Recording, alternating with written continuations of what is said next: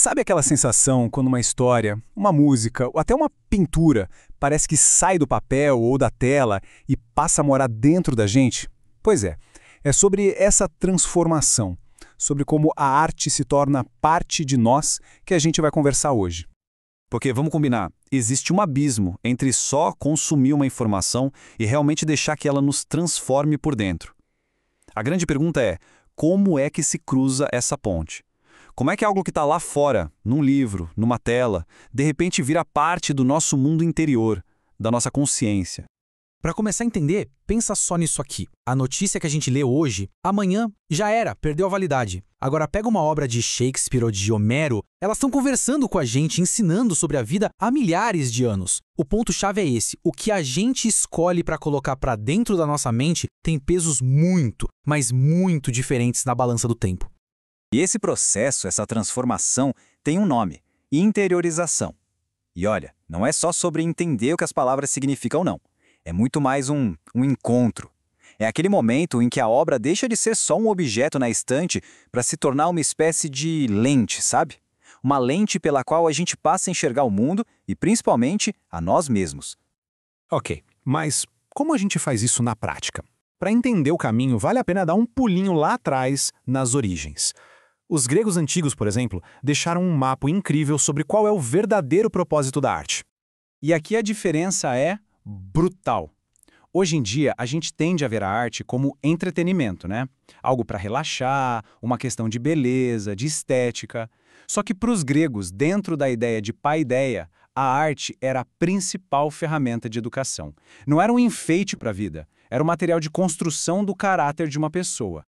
E o método deles era exatamente esse. A arte não ensinava com uma lista de regras, mas com exemplos vivos, pulsantes. As grandes epopeias mostravam heróis em ação, tomando decisões difíceis, enfrentando seus destinos. A arte era um grande espelho da virtude, da ordem do cosmos, e ensinava pelo exemplo, que no fim das contas é a forma mais poderosa de aprender qualquer coisa.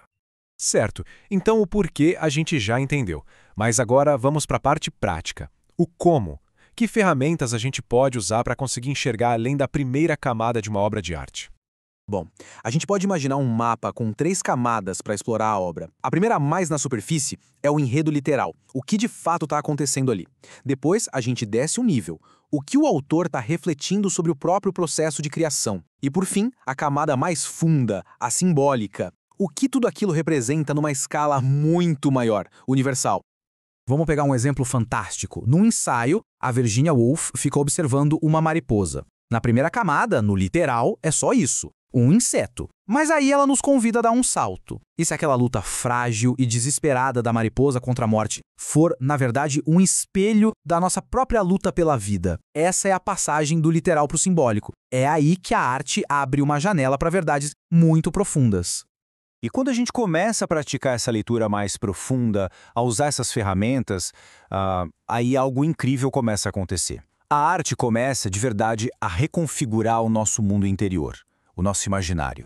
E os efeitos disso são gigantescos. A arte passa a nos dar modelos, estruturas para as nossas certezas.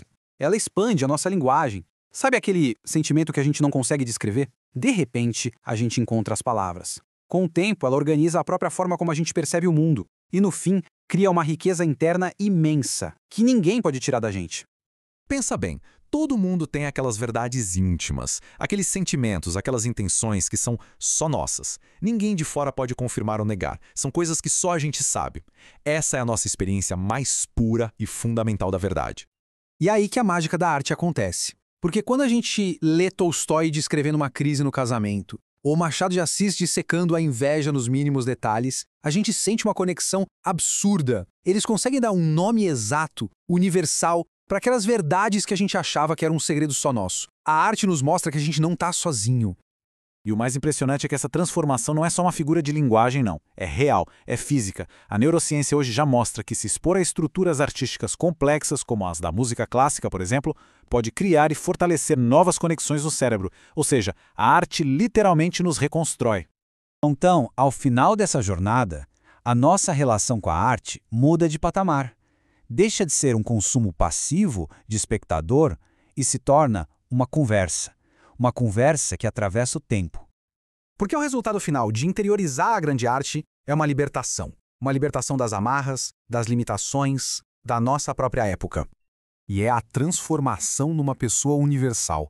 Alguém que não está mais preso no seu pequeno gueto do século XXI, mas que se torna capaz de conversar com Platão, com Dante, com Shakespeare, como se eles fossem nossos contemporâneos. A grande promessa é essa, nos tornar cidadãos de toda a história humana.